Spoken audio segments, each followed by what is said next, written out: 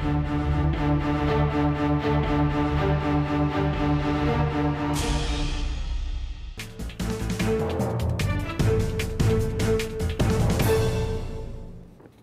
വീട്ടുന്നത് പൊതുപ്രവർത്തകരോടോ എന്നാണ് super prime ആദ്യം ചർച്ച ചെയ്യുന്നത്.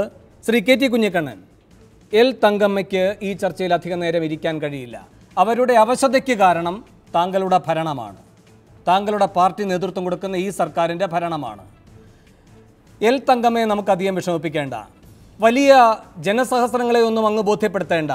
എന്താണ് അവരുടെ മകൻ ചെയ്ത തെറ്റ് എന്നവരെ ഒന്ന് ബോധ്യപ്പെടുത്താമോ ശ്രീ കെ.ടി. കുഞ്ഞിക്കണ്ണൻ? അങ്ങനെയെങ്കിൽ ആ അമ്മയുടെ അവശതയ്ക്ക് കൂടി പരിഹാരമാകും. അവരെന്തെങ്കിലും കഴിച്ച് ആരോഗ്യം വീണ്ടെടുക്കും. ശ്രീ കെ.ടി. കുഞ്ഞിക്കണ്ണൻ, ഒരമ്മയെ ബോധ്യപ്പെടുത്തൂ.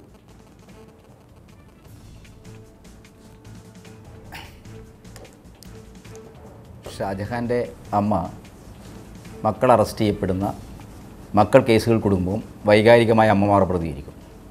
തീർച്ചയായിട്ടും തൻ്റെ മകനെതിരായിട്ട് ഇത്തരമൊരു ഗൂഢാലോചന കേസ് ചുമത്താനുണ്ടായ സാഹചര്യത്തെക്കുറിച്ച് ആ അമ്മക്ക് അന്വേഷിക്കാം. ആ അമ്മക്ക് വേണ്ടപ്പെട്ട അധികാരികളോട് അതിന് വിശദീകരണം ആവശ്യപ്പെടാം. അതൊരു ജനാധിപത്യ സമൂഹത്തിൽ അങ്ങേയറ്റം ആളുകളുടെ വ്യക്തിപരമായ അവകാശവും കൂടിയാണ്. പക്ഷേ ഷാജഹാൻ്റെ അമ്മ മാത്രമല്ല, നമ്മുടെ നാട്ടിലെ മക്കൾ നഷ്ടപ്പെടുന്ന അല്ലെങ്കിൽ മക്കൾ ഭരണകൂടത്താലോ മറ്റ് സംഘങ്ങളാലോ ആക്രമിക്കപ്പെടുന്ന എല്ലാ അമ്മമാരുടെയും ആശങ്കകളെ ഉൾക്കൊള്ളുന്ന ഒരു പ്രസ്ഥാനത്തെ പ്രതിനിധീകരിച്ചാണ് ഞാനിവിടെ നിൽക്കുന്നത്. ഈ ജിഷ്ണു പ്രണയ് പ്രശ്നവുമായി ബന്ധപ്പെട്ടാണ് ഷാജഹാൻ അറസ്റ്റ് ചെയ്യപ്പെട്ടത്. ജിഷ്ണു പ്രണയുടെ മാതാവ്, അവരെ സംബന്ധിച്ചിടത്തോളം ഷാജഹാൻ്റെ അമ്മയെപ്പോലെ തന്നെ വളരെ വൈകാരികമായി മകൻ്റെ നഷ്ടത്തെ എടുക്കുകയും ആ പ്രശ്നം സർക്കാരിൻ്റെ മുമ്പിലേക്ക് കൊണ്ടുവരാൻ, അതിൽ പ്രതികളായിരിക്കുന്ന ആളുകളുടെ അറസ്റ്റ് വേഗത പോരാ, ഈ രീതിയിലുള്ള പരാതികളും അവരുടെ ആവശ്യവും പ്രതിഷേധവും അറിയിക്കാനാണ് അവർ DGP ഓഫീസിലേക്ക് മുന്നിൽ വന്നത്. DGP ഏറ്റവും ജനാധിപത്യപരമായ രീതിയിൽ ഒരു ആവശ്യമുയർന്നു വരുന്ന അല്ലെങ്കിൽ സമരവുമായിട്ട് വരുന്ന ആളുകളെ കാണാനും സംസാരിക്കാനും അവർക്ക് അവസരം കൊടുത്തു. പക്ഷേ സംഭവിച്ചത്, ഈ സംഘത്തിന് പുറത്തുണ്ടായിരുന്ന, അവരുടെ ബന്ധുക്കൾക്ക് പുറത്തുണ്ടായിരുന്ന ആളുകൾ വളരെ ആസൂത്രിതമായി തന്നെ സംഘർഷം സൃഷ്ടിക്കാനും ആ സംഘർഷത്തിൻ്റെ ദൃശ്യങ്ങൾ മാധ്യമങ്ങൾ വഴി ഇടതുപക്ഷ പ്രസ്ഥാനത്തിനെതിരായിട്ട് മലപ്പുറം തെരഞ്ഞെടുപ്പിൻ്റെ പശ്ചാത്തലത്തിൽ വളരെ വൈകാരികമായി ഉയർത്താനുമുള്ള ഒരു അജണ്ടയുണ്ടായിരുന്നു. ആ അജണ്ടയുമായി ബന്ധപ്പെട്ട് വിഷയങ്ങൾ നമ്മൾ ചർച്ച ചെയ്യപ്പെടേണ്ടതുണ്ട്. കേരളത്തിൽ ഇതൊരു പുതിയ വശമല്ല. 120B, ഞാൻ കഴിഞ്ഞ സർക്കാരിൻ്റെ കാലത്ത് 14 കേസുകളിൽ പ്രതിയാണ് വേണു. ഞാൻ കോഴിക്കോട്ട് എൻ്റെ ഓഫീസിലിരിക്കുമ്പോൾ വടകരയിൽ നടന്ന എല്ലാ സംഭവങ്ങളും എന്നെ പ്രതിയാക്കിയിട്ടുണ്ട്. അപ്പോൾ ഇത്തരം കേസുകൾ പൊതുപ്രവർത്തകരെ സംബന്ധിച്ചിടത്തോളം വലിയൊരു ജനാധിപത്യ കേരള ചരിത്രത്തിൽ ആദ്യമായിട്ടാണ്. നിങ്ങൾ സിറാജ് ഹുസൈൻ്റെ ഉമ്മയെ കാണണം. 11 വ്യക്തി കൂട്ടുകാരോടൊത്ത് കളിപ്പോഴാണ് വെടിവെച്ച് കൊല്ലുന്നത്. വെടിവെച്ചെന്ന കുട്ടിയെ നൂറണി ബ്രാഹ്മണ സമൂഹത്തിൻ്റെ കോളനി, അവരുടെ ഗ്രാമം ആക്രമിക്കാൻ പോയ വർഗീയ കലാപത്തിലെ 1ാം പ്രതിയാക്കി രജിസ്റ്റർ ചെയ്തു, 1ാം പ്രതിയാക്കി FIR ഇട്ടു. ഇതെല്ലാം കേരളം കണ്ടതാണ്. അപ്പോൾ വേണു വളരെ വൈകാരികമായി ഈ പ്രശ്നം അവതരിപ്പിക്കുമ്പോൾ നമുക്ക് ഇത്തരം ഒരു ചർച്ച വസ്തുനിഷ്ഠമായി തന്നെ ചർച്ച നടത്തേണ്ടതുണ്ട്. ആ വസ്തുനിഷ്ഠമായ ചർച്ചയാണ് ശ്രീ കെ.ടി. കുഞ്ഞിക്കണ്ണൻ 5 പേർ ആസൂത്രിതമായി കുഴപ്പമുണ്ടാക്കാൻ കയറിയവർ എന്ന നിലയിൽ നിങ്ങൾ അവതരിപ്പിച്ചു. പിന്നീട് പിന്മാറിയതാരാണ്? എൽ തങ്കമ്മ പിന്മാറിയിട്ടില്ല, മഹിജ പിന്മാറിയിട്ടില്ല. പിന്മാറിയതാരാണ്? ശ്രീ കെ.ടി. കുഞ്ഞിക്കണ്ണൻ, 5 എന്ന് പറയുന്നതിൽ നിന്ന് ഇന്നലെ നിങ്ങളുടെ 10 വ്യവസ്ഥകളിൽ പിന്മാറിയതാരാണ്? 10 വ്യവസ്ഥകളിൽ നിന്നൊരു പിന്മാറ്റമില്ല. മഹിജയും ഈ സമരത്തിന് നേതൃത്വം കൊടുത്ത അവരുടെ കുടുംബാംഗങ്ങളും സർക്കാരുമായി ഉണ്ടാക്കിയ ധാരണയിൽ അവർ നിങ്ങളുടെ മുമ്പിൽ, പ്രവർത്തകരുടെ മുമ്പിൽ വന്ന് പറഞ്ഞു. കെ.ടി. കുഞ്ഞിക്കണ്ണൻ ഷാജിർ ഖാനെയും മിനിയെയും ശ്രീകുമാറിനെയും വിടേണ്ടതുണ്ട് എന്നവർ പറഞ്ഞു. നിങ്ങൾ അംഗീകരിച്ച വ്യവസ്ഥകളിലൊന്ന് അതാണ് എന്ന് പറയുമ്പോൾ 5 ഗൂഢാലോചനയിൽ 3 പേരില്ല. ഗൂഢാലോചന ഇങ്ങനെ ശുഷ്കിച്ച് വരികയാണ് എന്ന നിങ്ങളുടെ തന്നെ സമ്മതപത്രമാണ് ആറാതെ നമ്മുടെ മുന്നിൽ കിടക്കുന്ന 10 വ്യവസ്ഥകൾ. ശ്രീ കെ.ടി. കുഞ്ഞിക്കണ്ണൻ, ആര് പിന്മാറി?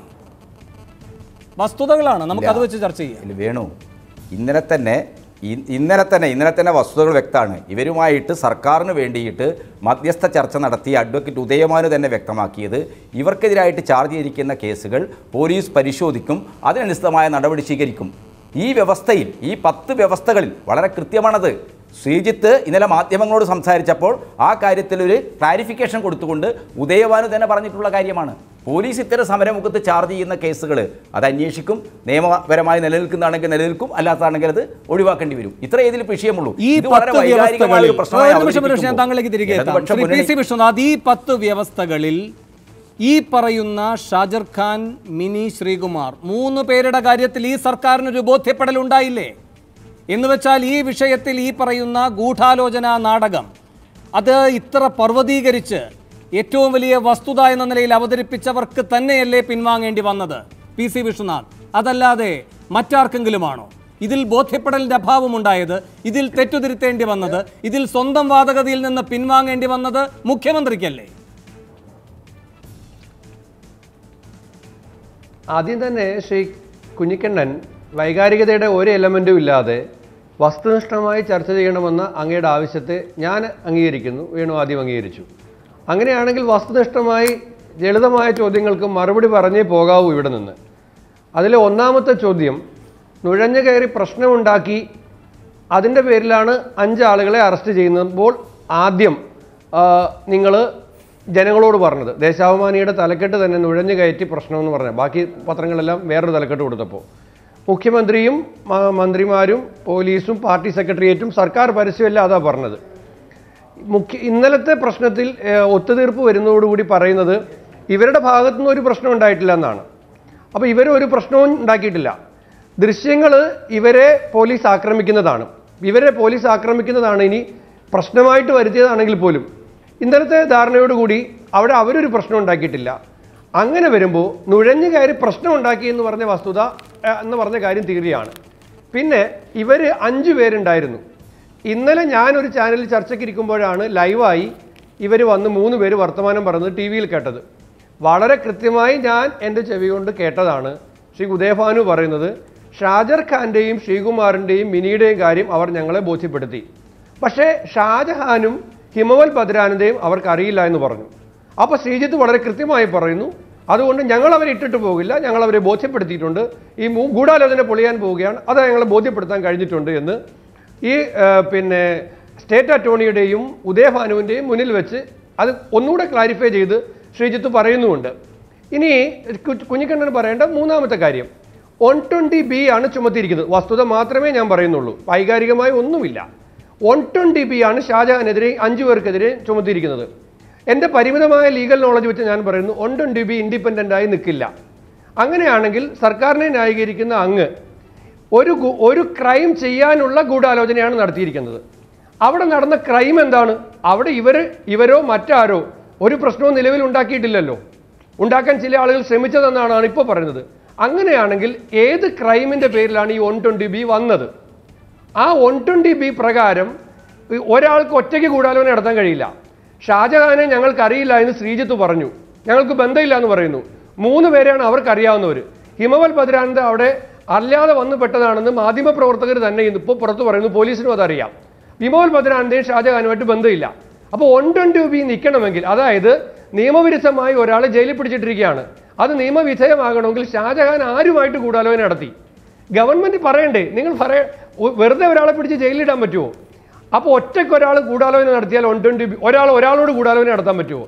ആരോട് ഗൂഢാലോചന നടത്തി? എന്ത് ക്രൈമിന് വേണ്ടി ഗൂഢാലോചന നടത്തി? ഇന്ന് ഈ സുധാകരൻ പറഞ്ഞു കേട്ടു, ഒരുപാട് നിരപരാധികളെ മുസ്ലിം ചെറുപ്പക്കാരെ ജയിലിട്ടിട്ടുണ്ട്. ഞാൻ 4 ദിവസമായിട്ട് ചാനലിൽ പറഞ്ഞ അതേ കാര്യം തന്നെ.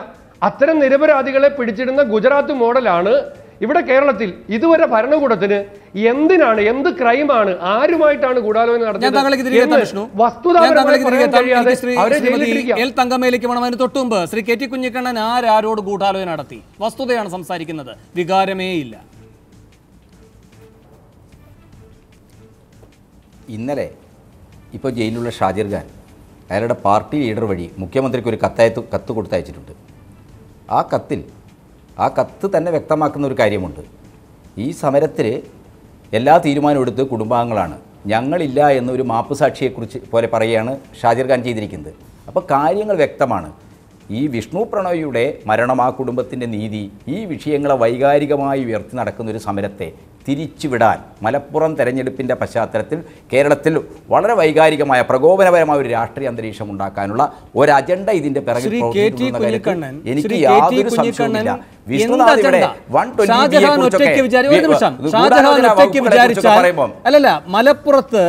മലപ്പുറത്ത് നിങ്ങൾക്ക് ഇത്ര വലിയ നഷ്ടമുണ്ടാക്കുന്ന എന്ത് കാര്യമാണ് ഷാജഹാൻ ചെയ്യാൻ കരുതിയിരുന്നത്? അതുകൂടി ഒന്നങ്ങ് വ്യക്തമാക്കണം. അങ്ങ് പറഞ്ഞത് അങ്ങേക്കെതിരെ ചുമത്തിയ കുറ്റങ്ങളുടെ സാരമില്ലായ്മ. ശ്രീ KT അങ്ങയെ അടക്കം 120B ചുമത്തി അങ്ങോട്ടേക്ക് കേസുകൾക്ക് ചുമത്തപ്പെട്ടു എന്ന് പറഞ്ഞത് അതിൻ്റെ അന്തസാരമില്ലായ്മ ചൂണ്ടിക്കാട്ടിക്കൊണ്ടാണ്. ആ രൂപത്തിലാണ് ഇപ്പോഴത്തെ 120B എങ്കിൽ തർക്കമില്ല ആ വിഷയത്തിൽ. അത് കോടതി തീരുമാനിച്ചോട്ടെ വേണു. നമ്മൾ ഈ മാധ്യമ വിചാരണയിലൂടെ ഈ വകുപ്പിന്റെ സാങ്കത്യത്തെക്കുറിച്ച് അത് ചാർത്താനുള്ള നിയമപരമായ എന്തെങ്കിലും എവിഡൻസ് കോടതി തീരുമാനിക്കാനുള്ള അവസരം സൃഷ്ടിക്കപ്പെടുന്നത് നിങ്ങളുടെ ബോധ്യത്തിന്റെ അടിസ്ഥാനത്തിലാണ്. കോടതി പറയേണ്ടത് കോടതി പറഞ്ഞോളും. പക്ഷേ ഇവിടെ ഒരു പാർട്ടി കോടതി അങ്ങ് വിധി എഴുതുകയാണ്, ദാ ഇവരെല്ലാവരും കുറ്റകരമായി ഗൂഢാലോചന നടത്തിയവരാണെന്ന്. ആരാരോട് എന്ന ലളിതമായ ഉത്തരത്തിന് ഇരുട്ടിൽ തപ്പുന്ന ശ്രീ KT കുഞ്ഞിക്കണ്ണൻ, നിങ്ങൾ ഇനി കോടതിയാണോ പോംവഴിയെന്ന് ഞങ്ങൾക്ക് പറഞ്ഞു തരുന്നത്?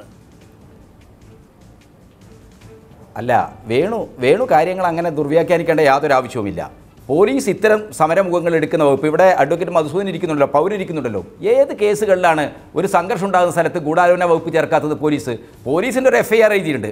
അതിൽ വസ്തുതയില്ലെങ്കിൽ, വിവരമില്ലെങ്കിൽ അത് ആവശ്യമായ അന്വേഷണം നടത്തിയിട്ട് അത് പരിശോധിച്ച് നിലപാടെടുക്കാമെന്നുള്ളതാണ് സർക്കാർ സമര ഒത്തുതീർപ്പുമായി ബന്ധപ്പെട്ടുകൊണ്ട് ശ്രീജിത്തിനോടും അതേപോലെ തന്നെ ഈ വിഷയത്തിൽ 120B സുലഭമായി പോലീസ് ചുമത്തും, UAPA സുലഭമായി പോലീസ് ചുമത്തും.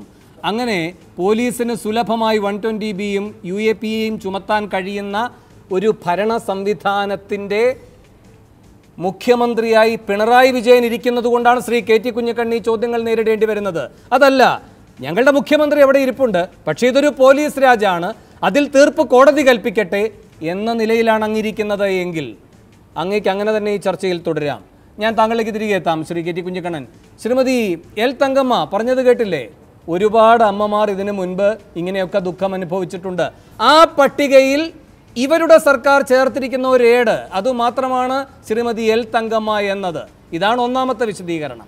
ഇനി രണ്ടാമത്തെ കാര്യം, രക്ഷപ്പെടാനുള്ള വഴിയും പറഞ്ഞു തന്നിട്ടുണ്ട് KT കുഞ്ഞിക്കണ്ണൻ. ദാ ഇവിടെ മാപ്പുസാക്ഷി എന്ന നിലയിൽ ഷാജിർ ഖാൻ ഒരു കത്തയച്ചിട്ടുണ്ട് എന്ന്. എന്തൊരു അസത്യപ്രചാരണമാണ്! ഷാജിർ ഖാൻ SUCIയുടെ നേതാവാണ്, ഈ സമരമുഖത്ത് മുൻപും ഉണ്ടായിരുന്നയാളാണ്, സമരഭടനായിട്ടാണ് ഉണ്ടായിരുന്നത്, മാപ്പുസാക്ഷിയായിട്ടല്ല. മാത്രമല്ല ജിഷ്ണു ഐക്യദാർഢ്യ സമിതിയുടെ കൺവീനറാണ്. ഈ പറയുന്ന കാര്യങ്ങളെല്ലാം മാറ്റി ഈ സർക്കാർ പിടിച്ചകത്തിട്ടതിൻ്റെ പേരിൽ മുട്ടിടിച്ച് സർക്കാരിൻ്റെ മുന്നിൽ മാപ്പുസാക്ഷിയായി നീതിക്ക് കേഴുന്ന ഒരു ചിത്രമായാണ് KT കുഞ്ഞിക്കണ്ണൻ എന്ന പൊതുപ്രവർത്തകൻ, ഷാജിർ ഖാൻ എന്ന പൊതുപ്രവർത്തകനെ അവതരിപ്പിക്കുന്നത്. അങ്ങനെ മുട്ടിടിച്ച് ദയാവായ്പിന് കേഴാൻ പിണറായിയുടെ മുന്നിലേക്ക് താങ്കളുടെ മകനെ വിട്ടുകൊടുക്കുമോ L തങ്കമ്മ? ഒരിക്കലുമില്ല. മരിക്കുന്ന നിമിഷം വരെ ഇല്ല. അതിൽ യാതൊരു സംശയവുമില്ല. യാതൊരു തെറ്റും അവൻ ചെയ്തിട്ടില്ല എന്ന് എനിക്ക് ഉറപ്പുണ്ട്. യാതൊരു ഗൂഢാലോചനയിലും അവൻ ഉൾപ്പെട്ടിട്ടില്ല. അതാർക്കും തെളിയിക്കാൻ കഴിഞ്ഞിട്ടുമില്ല, തെളിയിക്കാൻ കഴിയുകയില്ല. എന്തെന്നാൽ അങ്ങനൊരു സംഭവം നടന്നിട്ടില്ല. ആ സ്ഥിതിക്ക് അവനെ അങ്ങനെ മാപ്പ് പറയാനോ മുട്ടടിക്കാനോ ഒന്നും ഒരു കാരണവശാലും അയക്കുന്നതിനോട് എനിക്ക് യാതൊരു യോജിപ്പുമില്ല. അവസാന നിമിഷം വരെ അവൻ ഈ കാര്യത്തിൽ നിഷ്കളങ്കനാണ്, യാതൊരു ഇതും ചെയ്തിട്ടില്ല എന്ന് തെളിയിക്കാനുള്ള ശ്രമം നടത്തി. ആ ശ്രമത്തിന് വേണ്ടി രക്തസാക്ഷിത്വം വരിക്കാൻ തയ്യാറാണ് ഈ അമ്മ. അതിന് യാതൊരു സംശയവുമില്ല. ഒന്നിനു പിറകെ ഒന്നായി നടപടികൾ വരികയാണ് ശ്രീമതി L തങ്കമ്മ. ഇതിൽ അന്തിമ വിജയത്തിന് ഒരു സാവകാശമുണ്ട്. അത് ഈ സർക്കാരിൻ്റെ ഔദാര്യമല്ല. പക്ഷെ നിങ്ങളുടെ മകന് ഇന്ന് 5 പേരുടെ അകമ്പടിയോടെ പോയി പരീക്ഷ എഴുതേണ്ടി വരും. ആ മനുഷ്യൻ കഴിഞ്ഞ ദിവസങ്ങളിൽ നമ്മളെ എല്ലാവരെയും ബന്ധപ്പെട്ടുകൊണ്ടാണല്ലോ ഈ പുസ്തകം വേണമെന്ന ആവശ്യം പറയുന്നത്, ഗൈഡ് വേണമെന്ന ആവശ്യം പറയുന്നത്, സുഹൃത്തിനെ കാണണമെന്ന ആവശ്യം പറയുന്നത്. അങ്ങനെ ഇതൊക്കെ നിവർത്തിച്ചു കൊടുക്കുകയാണ്. തടവറയിലിരുന്ന് പഠിക്കുകയാണ്, എന്നിട്ട് പോയി പരീക്ഷ എഴുതുകയാണ്.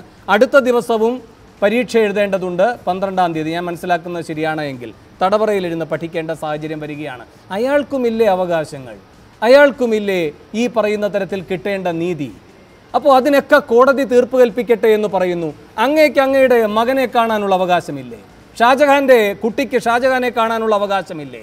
കാരോലിനയ്ക്ക് ഭർത്താവിനെ കാണാനുള്ള അവകാശമില്ലേ? ഇതൊക്കെ നിഷേധിക്കപ്പെടുകയാണ്. ഇതെല്ലാം എന്തെങ്കിലും കോടതി അനുവദിച്ചു തന്നാൽ തരട്ടെ. കാരണം പോലീസ് ഇതെല്ലാം ആ രൂപത്തിലാണ് ഇപ്പോൾ ചെയ്തു വച്ചിരിക്കുന്നത് എന്നത് KT കുഞ്ഞിക്കണ്ണൻ്റെ നിയമവ്യാഖ്യാനമോ അതോ നീതി നിഷേധത്തോട് നിർവികാരമായുള്ള പ്രതികരണമോ L തങ്കമ്മ?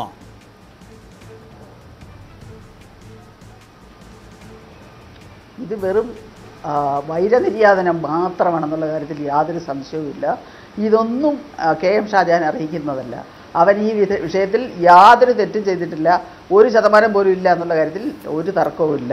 അവനെ ഈ ഇല്ലാത്ത ഗൂഢാലോചനയും ആരോപിച്ച് സകല കുറ്റങ്ങളും ആരോപിച്ച് ഈ കാര്യത്തിൽ ഉൾപ്പെടുത്തിയിരിക്കുന്നത്.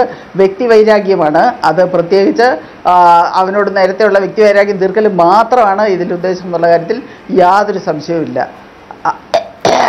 ഒരു വിധത്തിലും 5-ാം തീയതി ഈ രാവിലെ നടന്ന സംഭവത്തിൽ ഷാജഹാൻ കുറ്റവാളിയല്ല. അവൻ സംഭവം നടക്കുന്ന സമയത്ത് രംഗത്ത് പോലുമില്ല. അത് കഴിഞ്ഞ് എത്രയോ സമയം കഴിഞ്ഞാണ് അവിടെ വന്നതെന്നുള്ളത് എല്ലാവർക്കും അറിയാം. ഇപ്പോൾ ഗൂഢാലോചന എന്ന് പറയുന്നതെങ്കിലും അത് ഗൂഢാലോചന ആരോടാണെന്ന് തെളിയിക്കാൻ കഴിഞ്ഞിട്ടില്ല. സ്വയം ഗൂഢാലോചന ആരും നടത്തുകയില്ലല്ലോ. ആ സ്ഥിതിക്ക് ഇത് തീർത്തും തെറ്റാണ്. വൈരനിര്യാതനം മാത്രമാണ് ഈ കാര്യത്തിലുള്ളതെന്നുള്ള കാര്യത്തിൽ ഈ അമ്മയ്ക്ക് യാതൊരു സംശയവുമില്ല. പിണറായി വിജയൻ എന്ന നമ്മുടെ മുഖ്യമന്ത്രിക്ക് KM ഷാജഹാനോട് പല കാര്യങ്ങളിൽ ജനോപകാരപ്രദമായ കാര്യങ്ങളിൽ അവൻ ഉൾപ്പെട്ടതിന് മാത്രമുള്ള വിരോധം, പ്രത്യേകിച്ച് ലാവ്ലിൻ കേസിലുള്ള അവൻ്റെ ആ കാര്യത്തിലുള്ള പ്രവർത്തനങ്ങളിലുള്ള വിരോധം മാത്രമാണ് ഇതിലുള്ളത്. എങ്ങനെയും അവനെ